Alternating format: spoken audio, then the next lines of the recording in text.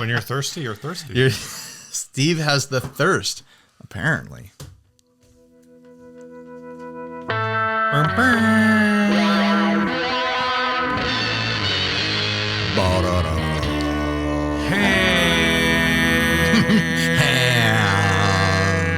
Welcome to 60 Cycle Ham. Hey everyone, I'm Ryan. What if we did an episode where all we did was eat ham?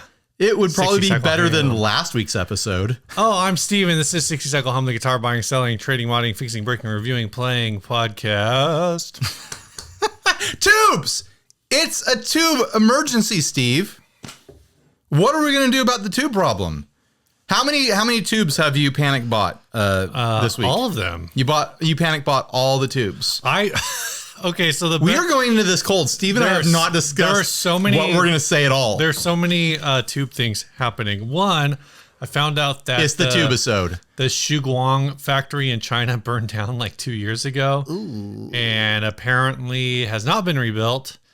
And different sources I've seen say that like when a factory in China burns down, they reassess whether or not they even need that factory. Yeah, of course. And things either get rebuilt really fast or they don't get rebuilt. Well, the fact that we're still talking about it, I think means it's not getting rebuilt fast. Yeah. But yeah, people freaked out. They're still freaking out. Well, there was good news today. Yeah. But before we get there, I'm not going to bury the lead. Okay. So EHX originally came out and said, we can't get tubes. We don't know, like we have no, once our current stock of EHX tubes runs out, we're done. Right. Because of the whole nasty, dirty situation over there in Russia now. So they did come out today and say, hey, we've figured out a way to get them. We just basically have to pay a tariff or whatever. So the price on tubes is going to go up by like 40%. So if it was like $20 a tube before, now it's going to be like $35 a tube, something like that. Right.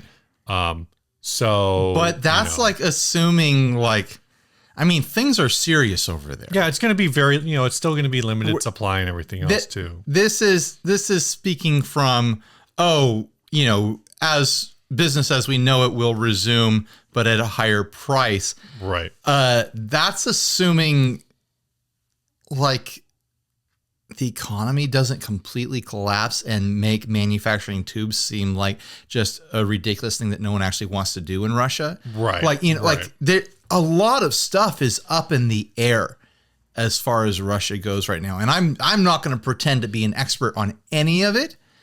I will. No, but like we're very much all in a we don't know situation.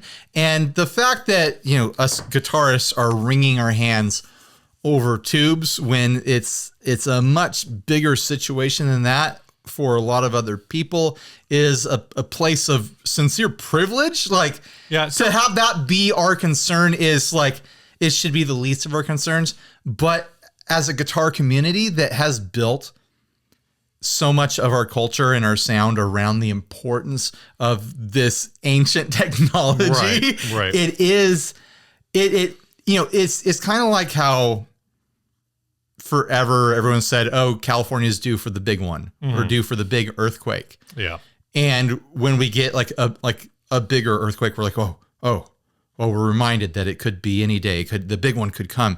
Like this is the big one for the guitar gear industry that we've been saying could be coming for a long time. And will it actually be the big one? Will this actually be the beginning of the end for tubes?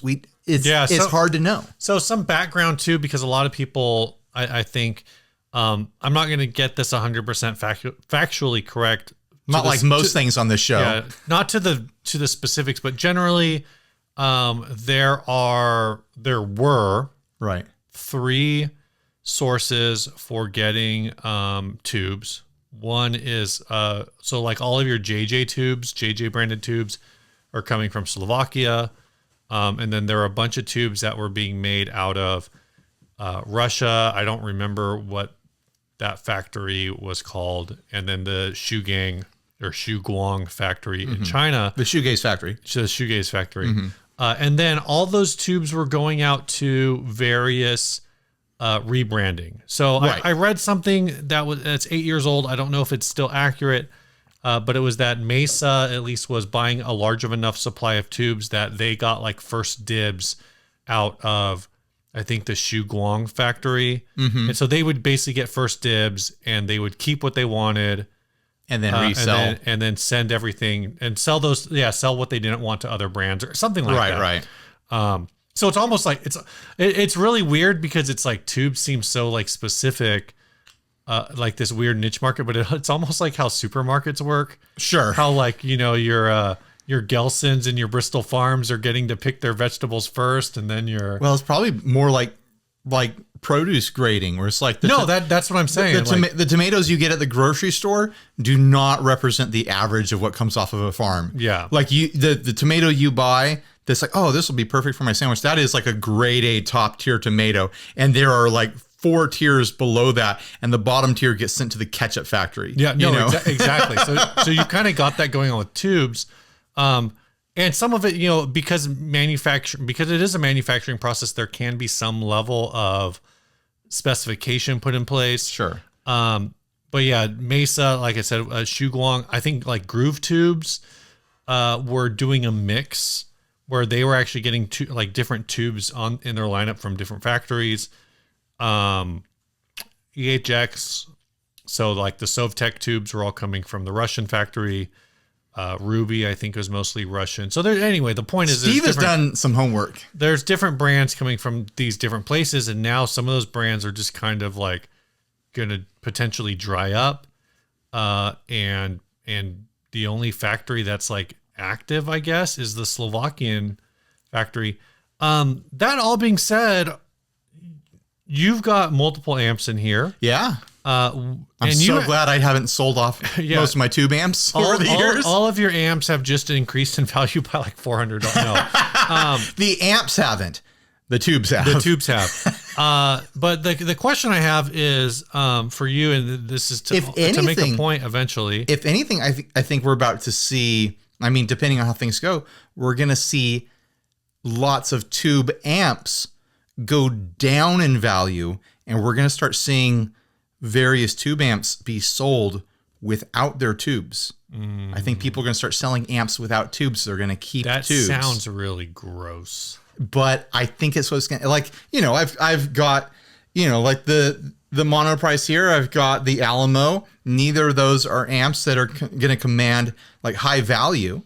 Right. But if I decided I want to part these out, if things really go crazy and tubes become the rarest guitar commodity imaginable, it's like, then I'm selling the tubes and I'm selling the amp as a husk for parts or something. Someone will turn it into a speaker cab. The Alamo could actually be interesting because potentially the Alamo could have like kind of new old stock, right? Like, or maybe not new old stock, but old stock, which still, if it works, it has will have increased value. What I was going to ask is your main amps for your reviews are the Princetons, right? Yeah. Yeah. We all know the song, guys. Let's all sing it together. No. Why isn't that this button? It needs to be. I know. Anyway. When's the last time you retubed those Princetons? I retubed my first Princeton that I got. I want to say 6 months ago, because remember I published that video where one of them was shooting blue plasma around. Right. Did you replace all the tubes? Or just... I replaced all of them, but I kept all but the one that was shooting blue plasma. Right. So I have well-worn in Princeton tubes in a drawer. Yeah, and that probably all work fine. Right? Yeah. Well, as fine as I'm aware, like I don't have a way to test tubes. I'm not smart with tubes. And the point I wanted to make is, like, we're seeing all these consumers trying to panic buy up tubes and clearing out inventories on retailers and stuff like that. One of the funniest things is I saw someone tried to panic buy a bunch of tubes on Reverb, and then they posted a screen grab and all their orders got rejected and refunded because the people selling on Reverb are like, yeah, we're pulling our listings because we want to wait and see what happens sort of thing. So what I was trying to say is, in 25 years of playing guitar, maybe longer. I sat here and really did the math. In 20 years of owning tube amps, I'll say that. Sure. That's probably fair. I have retubed amps twice. You only retubed the PV one time. I retubed the PV once, and I retubed the Princeton once. The Tweed Princeton's never been retubed. It's never been retubed. Okay. Those were 2 amps that I have played hard and put tons and tons and tons of hours on. I have tube amps here to hit the amount of hours that I put on the PV and that Princeton. Mm-hmm. Like, it's never going to happen. Did you gig with the Princeton? I don't remember. I was playing it at church for a lot. Oh, okay. But the Princeton has been my daily home amp for almost a decade now. And so this is the thing. It's like... And it took me almost a decade of almost daily playing to get to the point where I needed to retube that Princeton. Yep. Same thing with the PV. Like I had to retube that, I think, 4 years into your favorite band. And that was an amp where I was taking it in and out of cars. It was getting bumped around hard. I was jumping off of it. And I was diming it at shows. Yeah. Yeah. I remember when we recorded. So my point is that all these people hoarding tubes, it's like, when was the last time you actually had to do a retube? Like, you think you're going to have to retube your amp next week? There's kind of 2 schools of thought, and I think one school of thought, and this is my school of thought, is if tubes is one of those things where, obviously, like a catastrophic failure is bad. You don't want a catastrophic failure, no, because a lot of things can go wrong if like a tube breaks, right. Like it was scary when my Princeton went plasma. Yeah, it can like cascade into other issues with the amp. But that being said, I almost feel like vacuum tubes are kind of like bass strings. Now, maybe they don't last as long as bass strings, but like I replace. Your joke is that tubes don't last as long as bass strings. I retube my amps once a decade. Yeah, that's definitely more often than you change bass strings. Okay, I got your joke, Steve. No, it's just like it's depending on how hard you go and how much you play. Like there's a lot of variance there, and your tubes can fail early.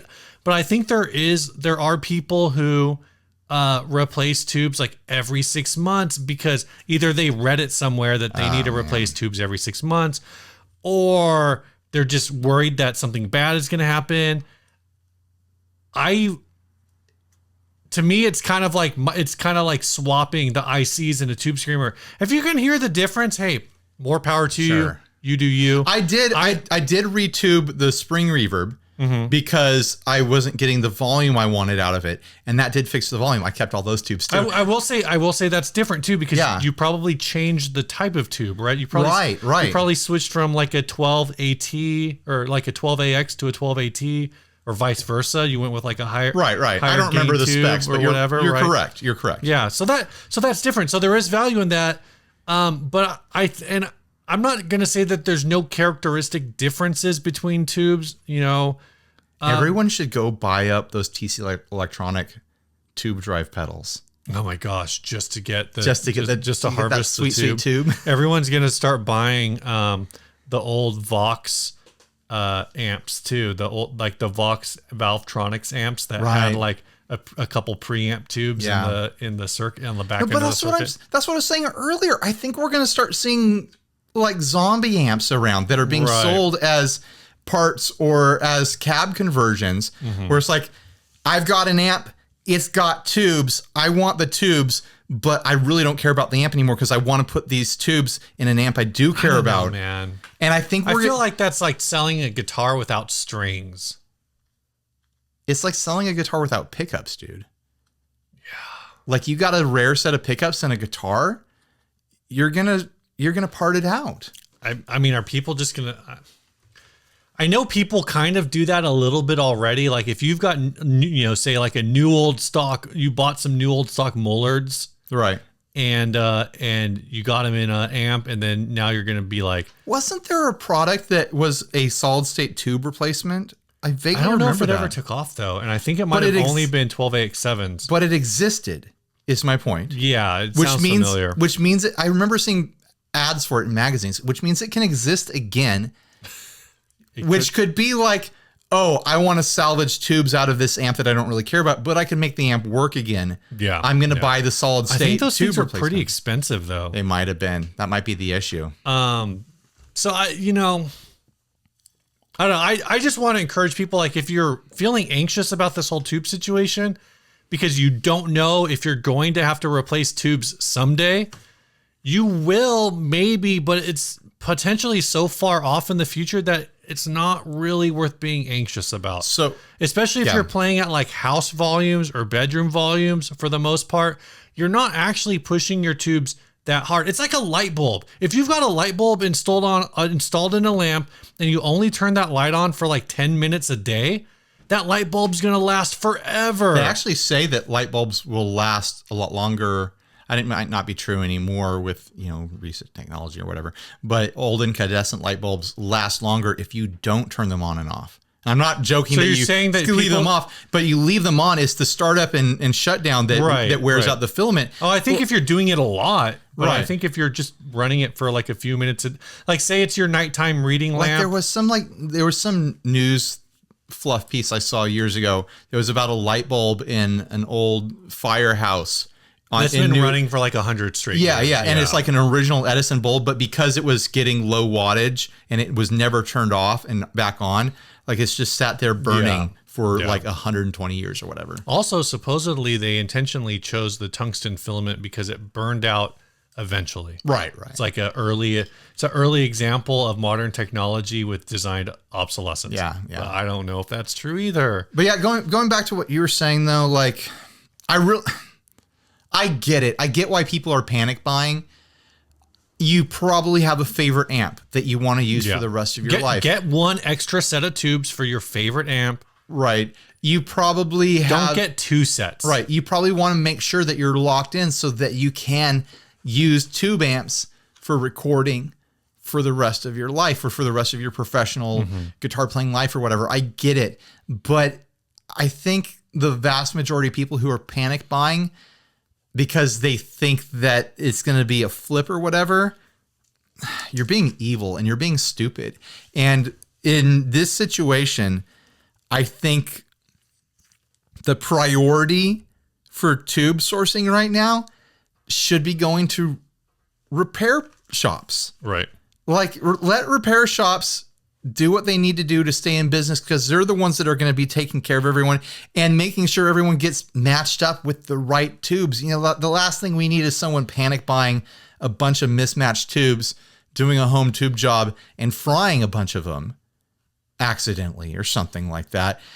Let the techs buy them first. And I don't know how true this is, but I heard a rumor today. Someone was telling me a rumor.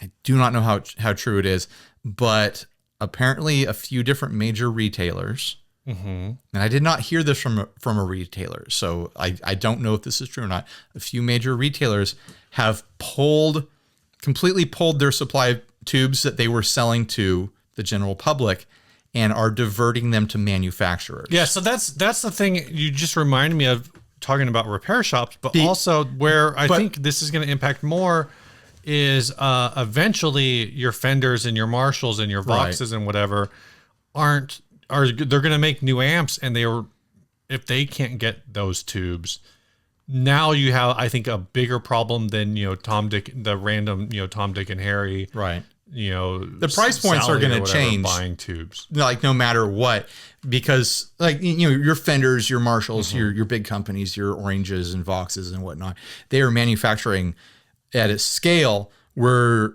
they need a significant supply of tubes. Your boutique builders and whatnot that are churning out maybe, if they're really cooking, 100 amps a year, if they're really, really cranking them out, versus the, who knows, thousands and thousands of amps that the big manufacturers crank out per month, something like that. The small builders are going to be able to figure out ways to source things, and it's going to be mixed tube sets and stuff like that. Yeah. But the big builders are the ones that are going to be pulling back hard if they can't source this stuff consistently with like testable, consistent quality or like criteria with each tube.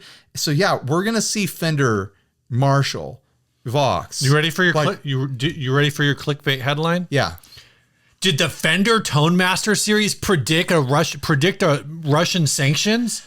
I think no. I honestly think that the manufacturers have been looking at the writing on the wall for this for a long time. Did the Fender Tone Master series predict a Russian invasion of Ukraine?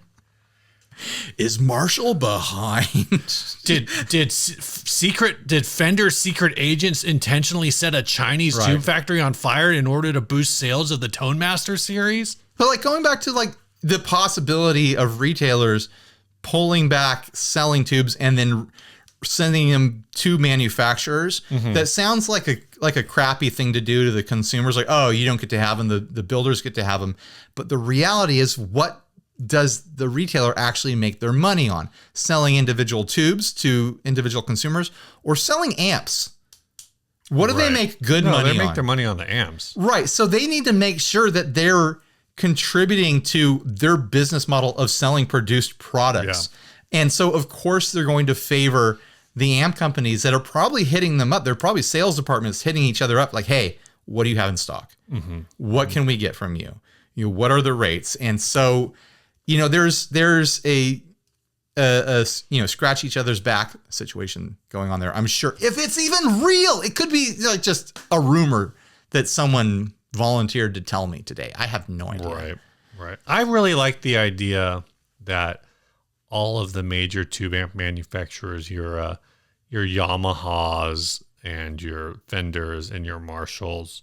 Is Yamaha making tube amps? Yamaha owns Ampeg. Oh, that's right. Yeah. Which I think they still make tube amps. Fender, Marshall, Vox is owned by Korg. So I named the parent company because if I say, well, Ampeg, it would be like, Ampeg's not that big of a thing. But Yamaha, I think they could pull some strings that would affect, global markets. Yamaha. Kind of a situation. There are, in the thread that popped up the day that this news hit, there was a couple people I saw say that JHS should start manufacturing tubes.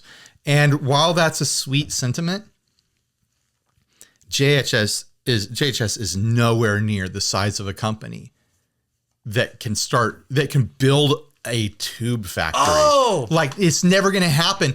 But a Yamaha could build a tube factory, but they're not going to do it unless it has something to do with motorcycles. Well, even with that, like these big companies where you go like, oh, well, maybe they could do it. Like you're talking about involving pieces of equipment that don't exist. Right. It's kind of the same problem that vinyl has run into. Like vinyl has become popular again, but no one is manufacturing the equipment that you need to make vinyl. So like all these vinyl factories, all these vinyl presses are operating 40, 50, 60-year-old equipment and working at 24 hours a day, trying to keep it alive to keep up with demand. Exactly. Like the manufacturing that goes into tubes has got to be some really old school stuff that would have to be taken offline and then reverse engineered by someone to figure out how to do it. And then you're dealing with like trying to start a factory with legacy technology,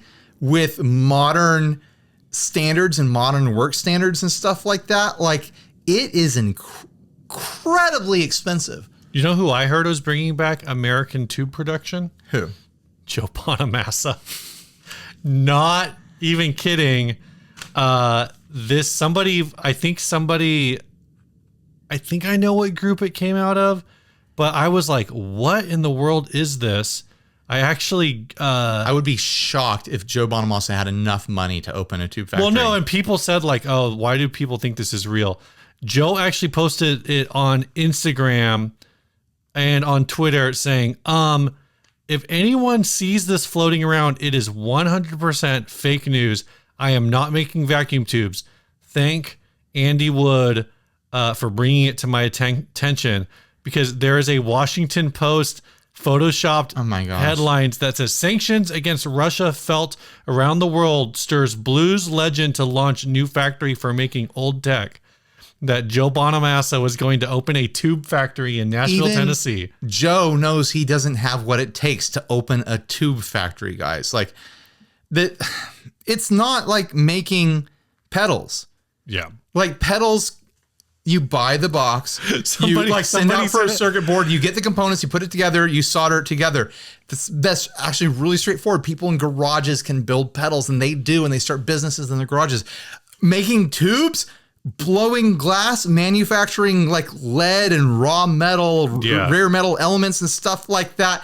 And everything that goes into like the environmental impact of what goes into that is intense. Like from a manufacturing standpoint, it is intense compared to assembling pedals.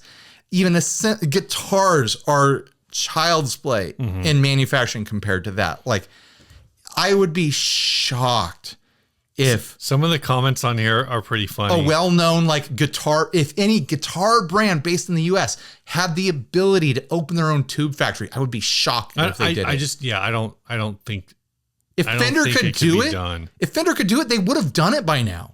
Yeah. You don't think Fender would love to dominate like the tube market in the US and just be the only source for tubes? The fact that they haven't means that it is so financially outside of viability that it's not going to happen. My understanding is that this originated in Pedal Boards of Doom. Oh, I'm sure. And got everywhere. I'll give them credit. Yeah. So but on Twitter, people are responding to Joe saying, I was looking forward to getting a match set of Joe Tech 6L6s instead of Sovtech. I thought that was pretty funny. Right. Someone else commented because this was a previous rumor. Someone said, how's owning Gibson going for you? All good? Some people are like a little nastier about it. They're like, well, of course you're not manufacturing tubes because you already have hordes and hordes and hordes of new old stock tubes at your house. Let's talk about the future of guitar technology if tubes really do go away. I mean, first of all, I want to say that this isn't going to be like a lights on or off situation. Tube amps are not going to disappear next year. Yeah. Like, you will start to see manufacture of them and release of them trickle down over time if really like the supply cuts down so low that it's not viable anymore. Mm-hmm. We'll see the major manufacturers completely get away from it because they can't source enough. Yeah. We'll see it become a highly high-end boutique sort of option to buy a tube amp. Mm-hmm. It'll cost big money to buy a tube amp. It'll cost big money to buy an old tube amp, new tube amp, etc. And I personally think we'll see our habits around using tube amps change. I think it'll become a studio only tool. And people will be like, oh man, yeah. Like a tape delay.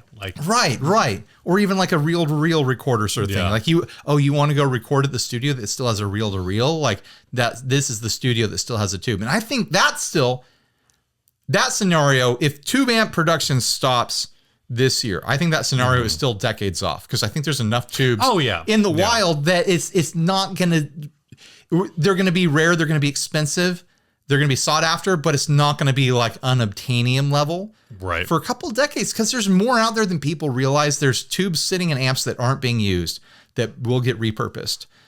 But I think we will see a change in people's behavior around tube amps. All I know is I have a Crate Power Block and I've got a Line 6 HX Stomp. So I'm feeling pretty good in this situation. We own a pair of acoustic control 150s. Yeah, they never die. Getting on that vintage solid state train. Every 40 years, you've got to get the caps replaced. I'm honestly looking forward to what's about to happen with technology because we've been fiddling with the digital stuff, and digital is great. Digital is fun. And digital has grown a lot. It's become a lot better. But I think this might reopen the market for good solid state again because digital's digital. Yeah. You're processing your signal. You're converting your signal into ones and zeros in code. Yeah. Solid state is still analog, guys. I'm right? No, it is. Solid state is still analog.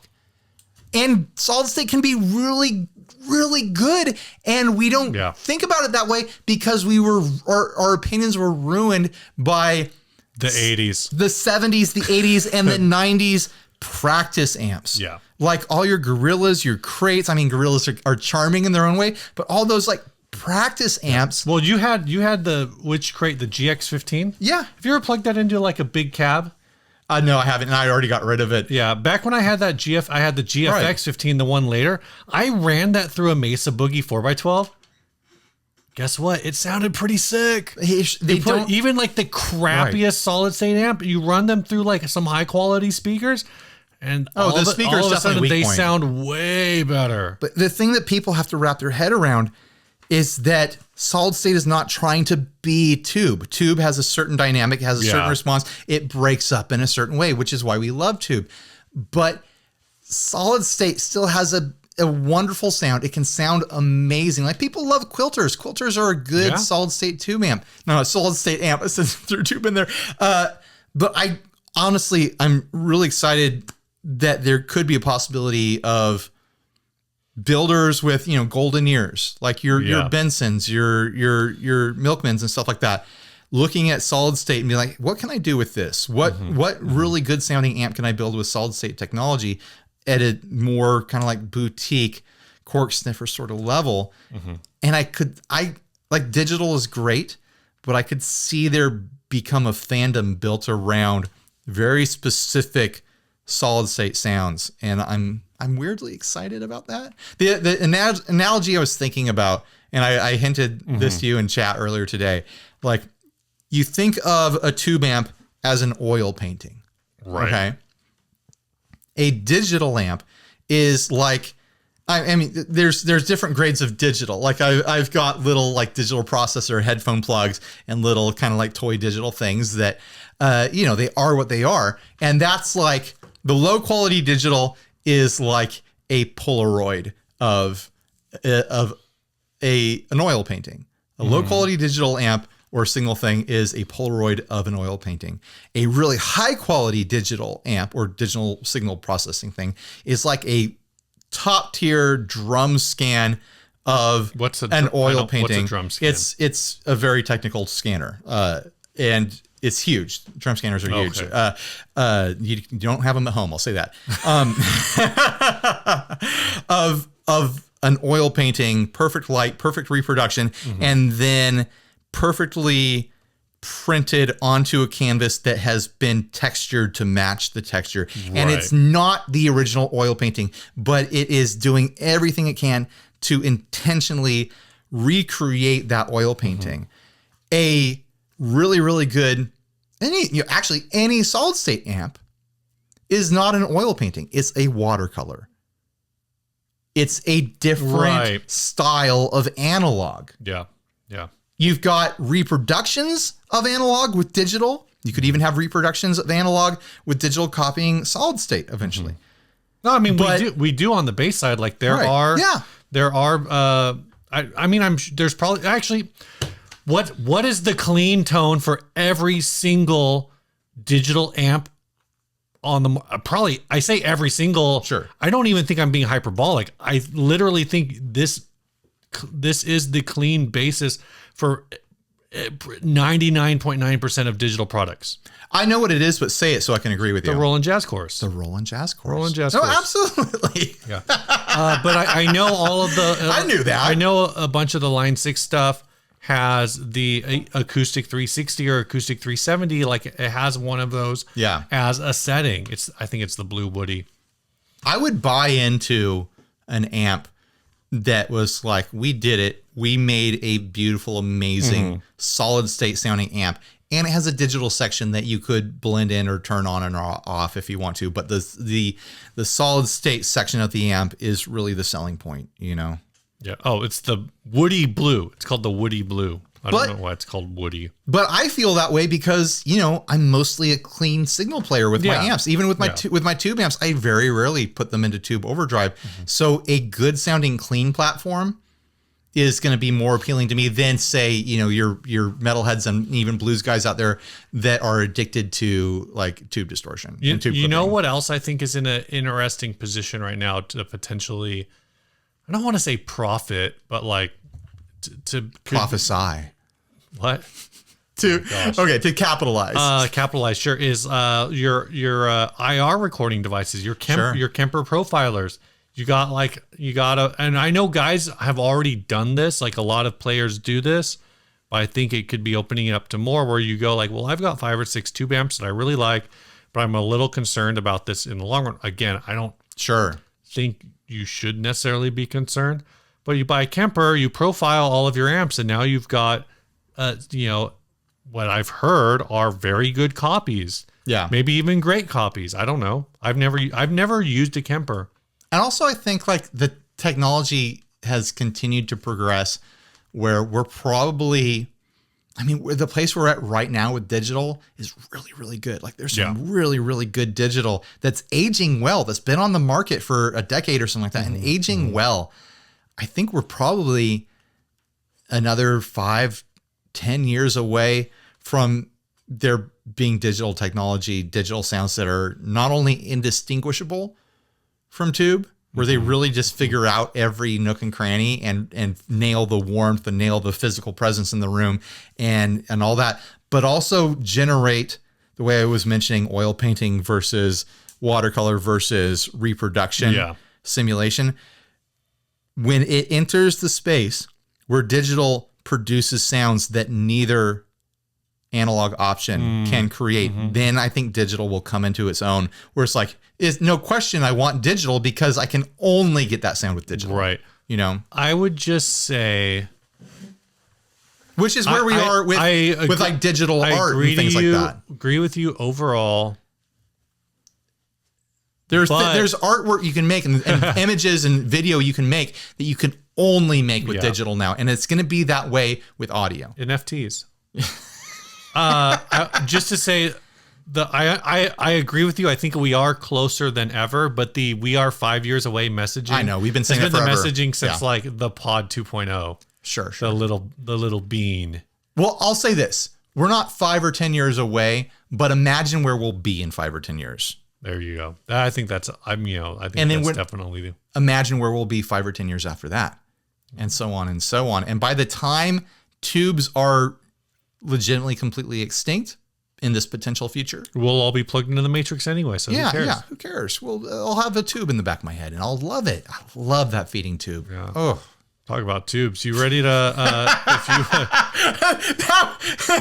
From tube amps to feeding tubes. That's our future, guys. If you want to help pay for Ryan and I's feeding tubes somewhere down the road, you can head on over to patreon.com/60cyclehumcast, where for as little as $1 a month, you can help pad our future life insurance policies. In 30 or 40 years, the only tube I'm going to care about is a feeding tube, right? Right? Or the catheter tube. Oh, yeah. I'll have 2 tubes in my life. So this week we're thinking at the $1 level, Jason McCloskey, actually at the €1 level, which is more than $1. Jason McCloskey, thank you, Jason. Very European. I feel so fancy. And at the $5 level, Coyote. Is he from Pound Town? I know, because it's euros. Oh, it's a euro. Yeah. Okay. So I think no. He's from Greece. That's a joke about the food. Yeah. At the $5 level, Koyoki Cooper. So thanks, folks, for supporting the show. Super appreciate it. Should we double thumbs up? Do a sponsor? Let's do a sponsor. We don't want to get too much further into this. The first sponsor this week is, and we're happy to have them back, is D'Addario. Yeah. Did I say that right? You have D'Addario, however you want to say it, however you want to hear it. D'Addario. Thank you, D'Addario, for sponsoring us. They have the new Expand line of pedal boards, and I gotta say, I think they're excellent. And I'm not just saying that because, they sent them to me and hired me to do my demos and whatnot. I've been using them. I took everything off my old board. I'm done with my old wood board. I played at church with the bigger board that I have on the floor behind me. And after doing my initial video, I changed things around and it was so easy. And I'm so happy about it. I had, in the video that I did, I have like my utility board that I'm holding right now that I usually have a selection of effects on. Right. And then I have, my amp splitter and my looper.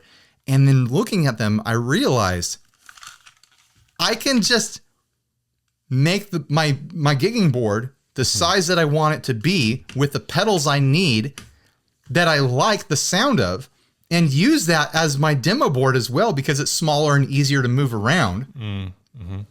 So I condensed the effects I had on here over onto that. So now this is smaller.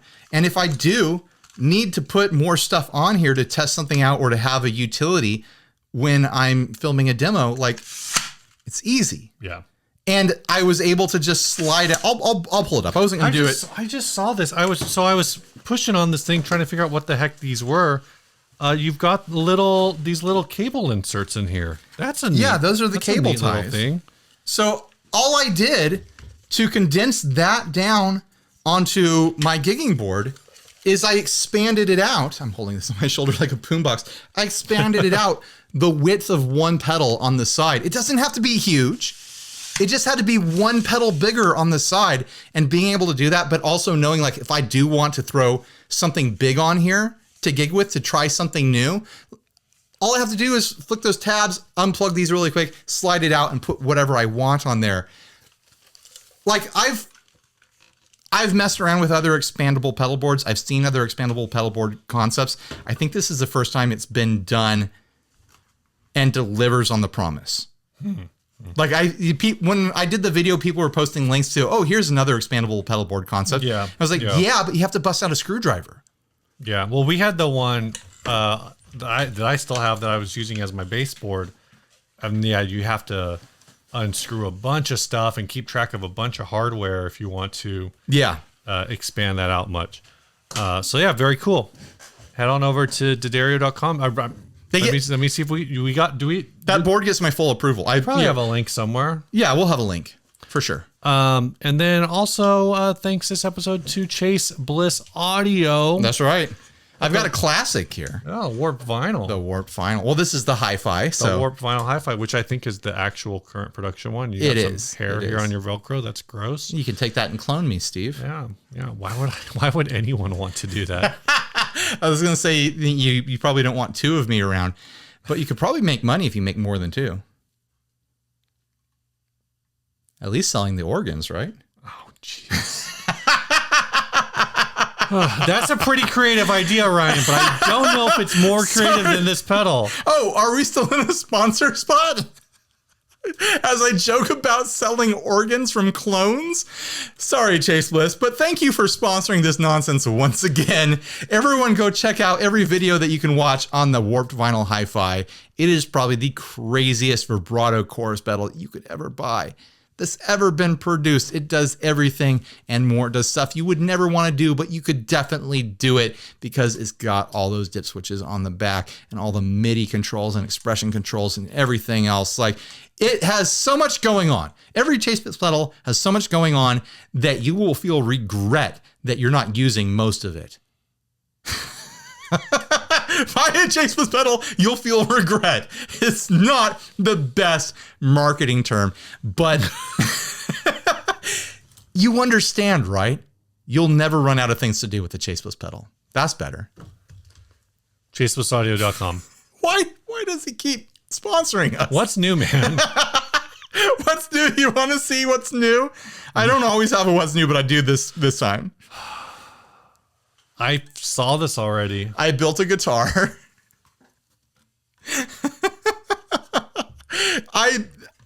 Ever since doing that video on the issues with the Fender Panorama vibrato, I've been messing around testing various springs, and it got to become just too much of a pain in the butt taking the guitar apart and swapping a spring, putting it back together. So I built a rig to test vibrato springs. And this is it. It's a piece of lumber. And I've got the Panorama vibrato right here with plenty of room underneath to get in there and see what the spring is doing and swap out the spring. I matched the scale and the dimensions of a Jazzmaster, 25.5-inch scale. I put, there you go. This is the dumbest thing I've ever seen. But the idea is I'm matching the tension of what I'm dealing with. Right. And you want to see the next dumb thing, which I don't think I've even told you about yet, Steve. You didn't tell me about that either. I've started making springs. What? Because I'm getting all these springs and I'm trying all these different springs. I ordered the raw material to make my own springs. Just like wire. And I've been experimenting with it. And honestly, these are the first three. And actually, like, I feel like they turned out way better than I thought they would. Oh my gosh. No, I think you know what? I think I knew you were ordering spring material. And I do have to say, they look like they turned out pretty good. They suck. These springs I made suck. Are these springs you bought? Are these the ones you bought? Yeah, that's versus the ones you made. Right. Why do they suck? They're not hard enough. I think I need. That's what she said. I need to get, and I've experimented with tempering them, like getting them red hot with a blowtorch and then quenching them in oil. Yeah. And I haven't been able to get the hardness that I need out of them. I have a bunch of other does it like squish too easy or what? Yeah, exactly. Because it seems pretty tough. No, they seem tough, but it's a lot more tension over there. It takes a lot of tension. Try that one. Yeah, I could see how that would not be enough. The part of the problem is like getting the springs that I'm trying to find a very specific tension and dimension and properties of a spring for that vibrato so that I can push the bar all the way down to the body. The problem is that with that much, it needs a certain amount of tension to resist heavier strings because the vibrato is designed around 9s, but it bottoms out if you put 11s on it. The problem is that the spring closes too much and it closes on the coils, and that's what bottoms out. So if these aren't strong enough, then they bottom out quicker. So that one that you're holding now that's the number 3, and it's just way too soft. It bottoms out way too quickly. Well, all I can say is if this spring manufacturer doesn't work out for you, you could start just making chainmail.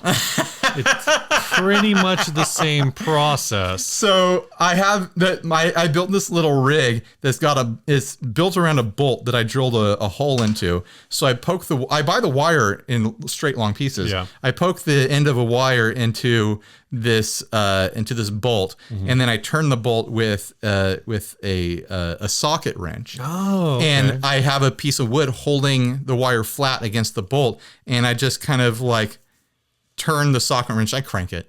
I was trying to avoid a euphemism, but I crank it and slowly like guide the wire down this bolt, and then I use a Dremel to cut the bolt off and cut the spring off and slide it off the bolt. And strangely, it works. Strangely, I'm able to wind visibly decent springs, which I was not expecting. I was expecting to fail at that. Right. The spring, there's no problem with the spring itself. The material is what's not. I think it needs to be tempered correctly. Or I'm just proper. I just got the wrong wire. It's the right dimensions. It's the right thickness.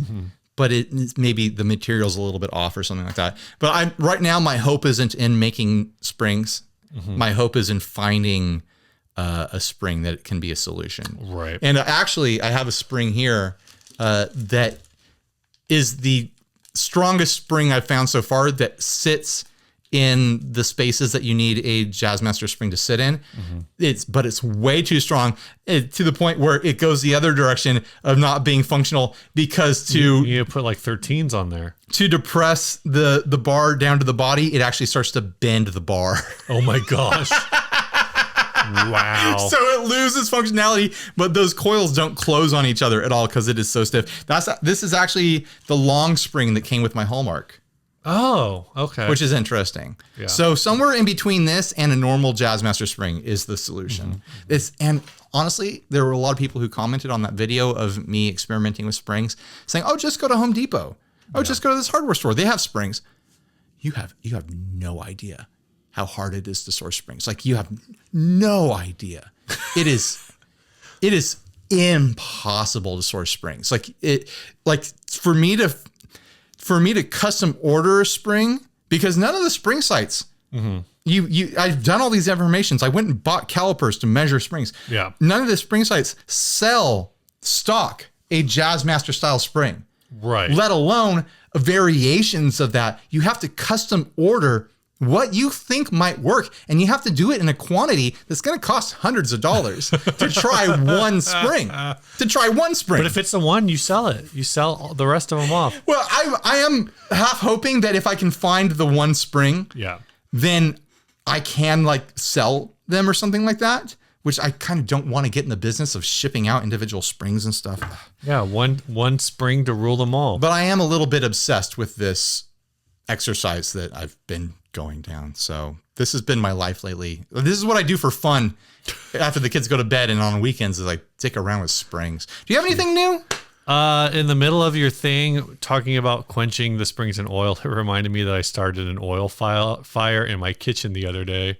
That sounds like fun. Yeah, that was the first time I've ever done that. Did you try to put it out with water? No, all I did was I just turned the heat off and I took it off the pan and let it burn itself out. You didn't try to put a lid on it or anything like that?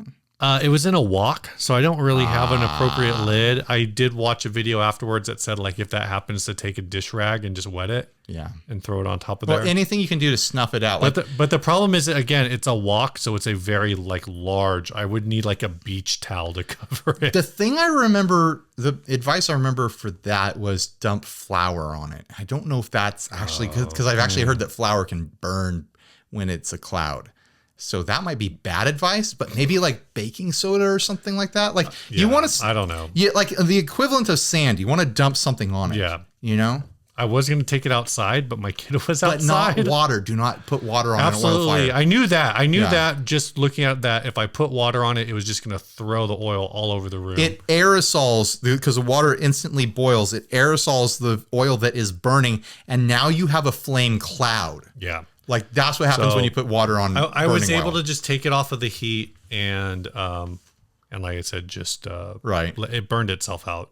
So there you go. No one died. I was looking at other things in the kitchen and I did find one of the pots that was also on the stove at the same time has a little residual soot on it. Mm-hmm. And I'm also very concerned that my fire alarm, my smoke detector did not go off. I tested it, and when you tested it, beeped. So I don't know what was going on. How smoky does it need to be? Yeah.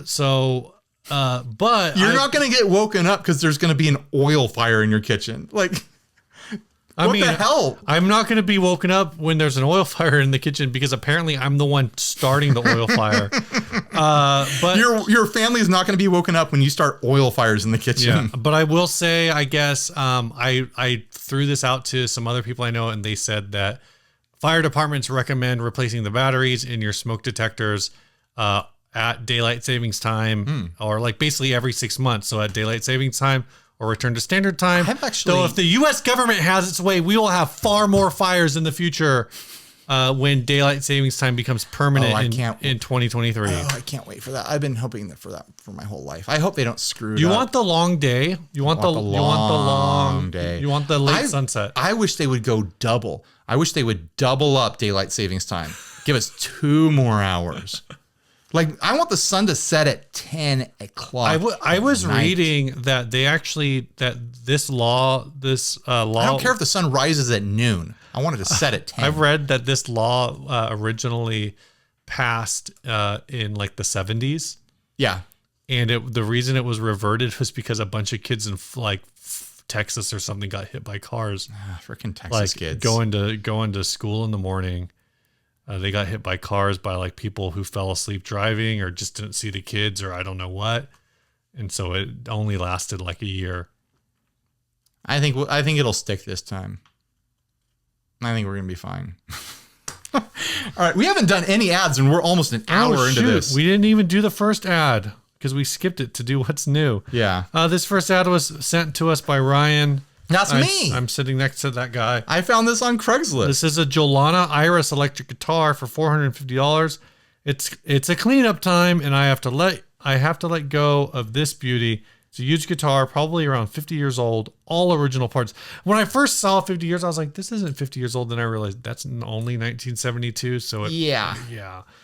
Authentic Jolana Iris electric guitar made in Czechoslovakia, maple neck and composite body.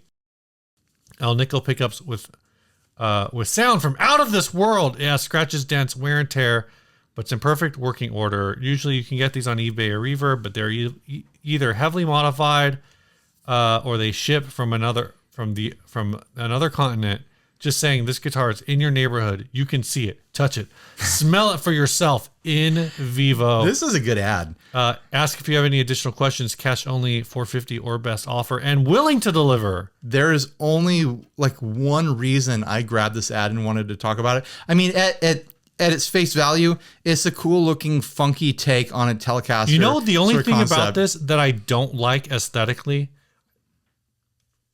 The pickguard. No. Pickguard's cool. The logo on the headstock. I think the headstock overall sucks. It's just a Telecaster. This little I fatter. know, but I just don't like it. I don't like the color of it. All right. And I don't like that iris is just Well, it's missing the top part of the S. But it's also just bulky block lettering. There's a lot of funky going on here as a Telecaster copy. Yeah, it's a Telecaster copy with a Jazzmaster trim. It's a funky Czechoslovakian take on a Fender style guitar with an F hole in it. It's a thin line. Yeah. But the thing about this that is so simple but so exciting to me, and it's something I wish I could buy, the strap button on the top horn screws out, and it is a screwdriver. Like, that's all it takes to excite me. I wish I could buy this as a kit to put into other guitars. Where it's like whatever tool you need to adjust the guitar is hidden in the strap button. This is so clever. Do you think these are worth $450? I have no idea. There was one that sold on Reverb 7 years ago for $269. This one looks especially clean. Yeah. But that doesn't mean anything. My theory is that if an old guitar is in really good condition, that means that it's not very good because no one played it. Mm-hmm. So that could be a factor here.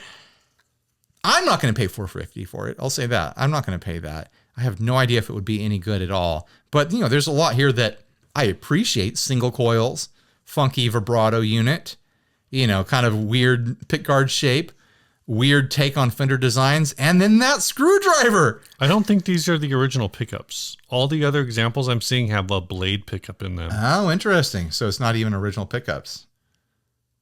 Huh. Oh, here's an 80s one with that style of pickup. Oh, so maybe this is an 80s one. Maybe this is a little later than they think. Yeah. But all the ones on Reverb are, I would say comparable in price. They're $360, but you're paying for shipping too. So I wonder if that strap button accidentally unscrews as you're wearing it, though.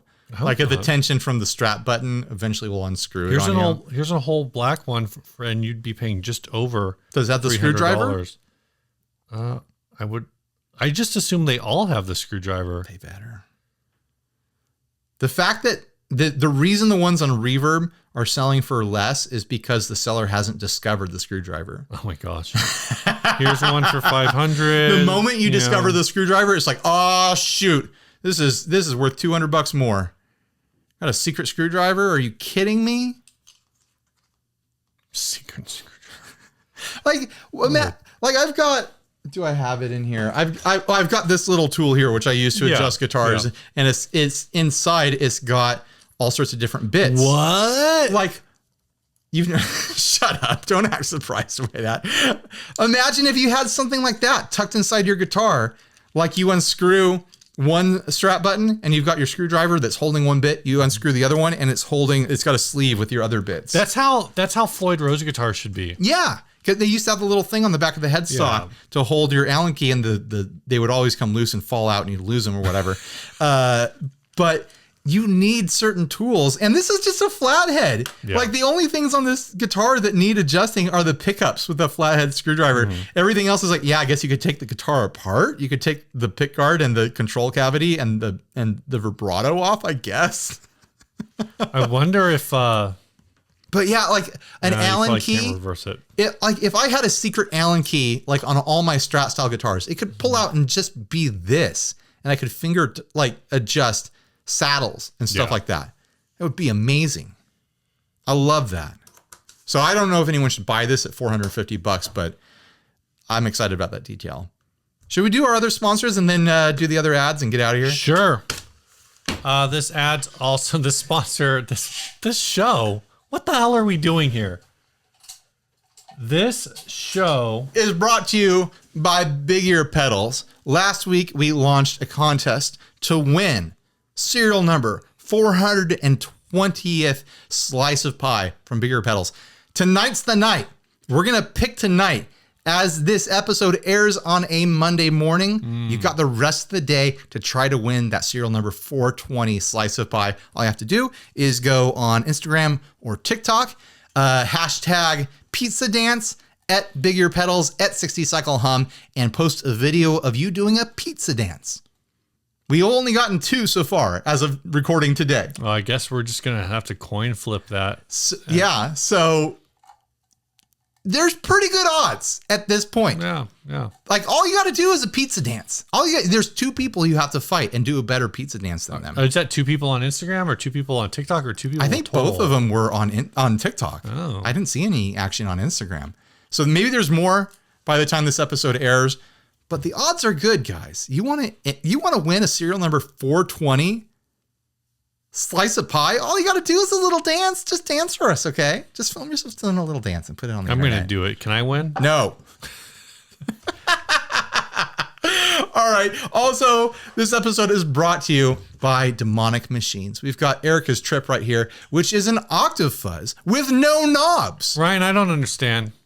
What don't you understand, Steve? Well, what's this pedal going to do for me? Tones in your fingers. I don't need a pedal. Yeah.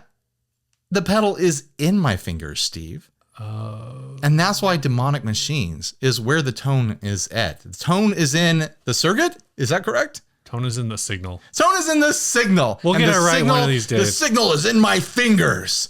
Everyone go check out Demonic Machines. They're local to us. They make cool stuff. They have a $50 fuzz. Erica's Trip is a lot of fun. Instant, like 60s nasty ripping Velcro octave sounds that you can stack with other fuzz pedals because it doesn't do all the fuzz work. It does all the octave work. So you can add octave to anything. It's a bunch of fun. Go check it out. All right, let's do these last 2 ads and then go get some food. I'm hungry. This ad was sent by Derek. Thanks, Derek. JL Custom Carved V 2020 Natural, $17.50. I'm going to go to the description first. $17.50. I wish. This has evolved from a reclaimed alder body wood and a GNL neck. Not perfect or done quite yet. Just sticking it up here to see if it sparks any interest. Yeah, it's got my interest. Steve is so interested right now. Not the kind of interest you probably want, but I made it with a mahogany warmoth neck that just didn't work right. So I adapted the maple neck, which ended up refretting to 25.75 scale with stainless frets, tuned up to a drop C or D standard. So it's tuned up to a drop tuning. What? String through and DiMarzio bridge pickup. He tuned up the strings from slack up to a drop tuning. And lace single in the neck, Fender 4-way switching, and a TBX tone circuit. This is the first picture. This is the second picture. I've had bowel movements that looked less like a turd than this. But now that I've said that, I also want to say the carving quality actually looks really smooth and really good. Oh, yeah. It's the concept of the carve that's like, you might as well put a couple chunks of corn in there. This is real close to like... Maybe that's what that triangle was for, a little piece of corn. This is real close to like Necronomicon. Oh, yeah, totally. Art. No, that's what they were going for. They were going for this very like metal, kind of like spooky, freaky body horror kind of thing. Headstock is also carved? Yeah. The headstock looks a little bit phallic, honestly. But weirdly, like, it also connects to this kind of clear-coated maple walnut Grateful Dead 1970s kind of look. Yeah. Like, it's a weird combination of looks. There's a couple interesting features. You mean like the exposed neck pickup wire? I actually kind of think that's... I think that they leaned into what happened and made it charming. I think it's a nice recovery. It kind of makes me think of like when you get a guitar with like an acrylic pick guard, you have to make sure the wiring is done really clean. Right. So it's like it's a good recovery. It's not like, oh, there's like a gross looking bare red and blue wire there. They did like a fabric wrap on the wire, but they carved so deep into the wood of this V-shaped guitar that the lead for the neck pickup is exposed in the body. The neck, they mentioned that they converted this to 25.75.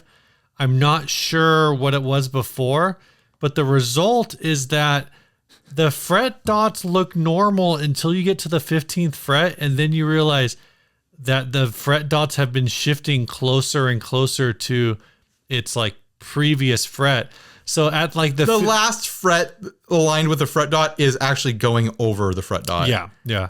I would probably say actually like the last at 15 it's offset. I think at 17 it's like the moon during an eclipse. You're like when it's first there, you're like I can see it, and then it's a little further, and by the time by the time you get to what is that the 21st fret, like a quarter of the dot is underneath the fret. So here's my question.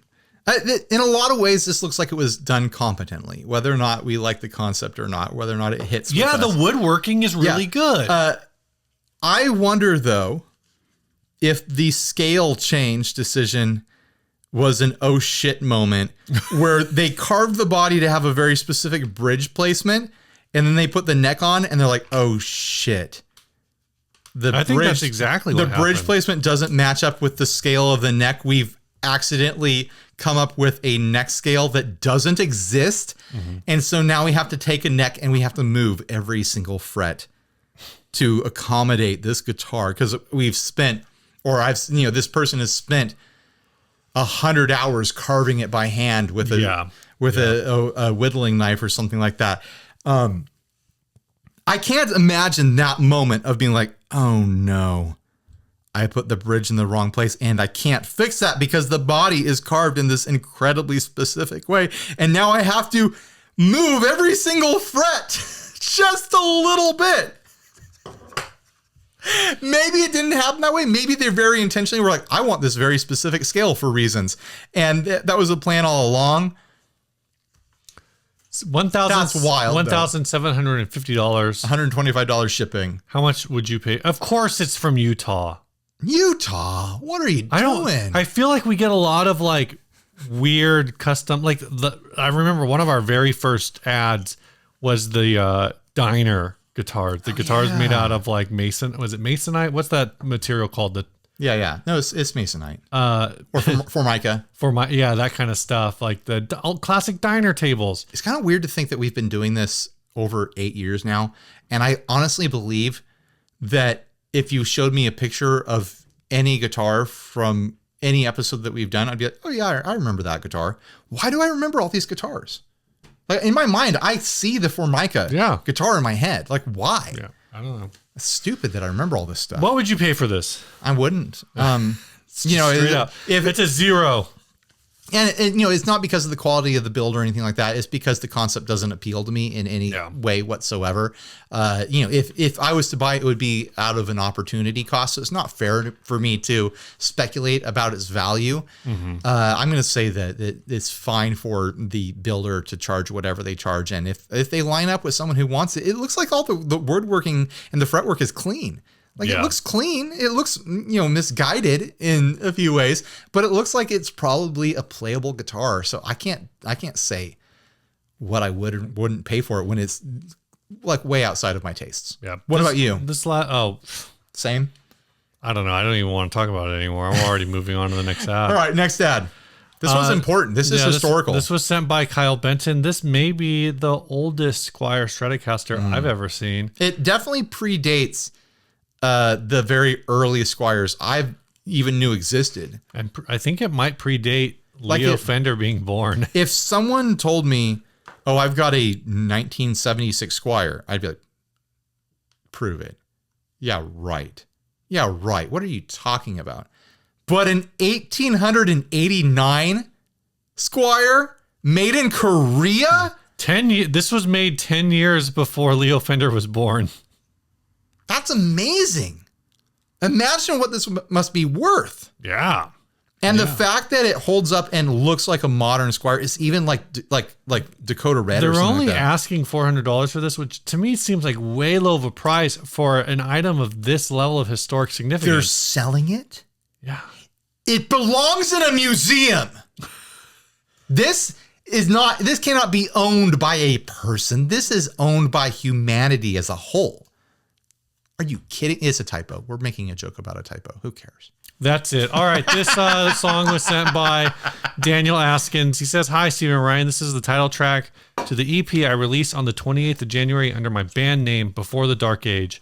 Available on Spotify, Apple Music, Amazon, and other streaming services. Since I last sent you a recording, I have upgraded from an 8-track Porta Studio to a 24-track Porta Studio. Whoa! This recording, I used 2 GNLs, a Comanche, and a humbucker-equipped Skyhawk, along with a Gretsch Duojet. Drums are done on iPad, and bass from a Squier Bass 6. I'm looking forward to all 16 of these new tracks. Keyboard parts are all pedals, like the Mel 9 and Boss Multi-Overtune and DY1, and all parts are done by me, Dan Askins. This song is called Miranda. I don't know why I said it that way. Miranda. Lay it on me, man.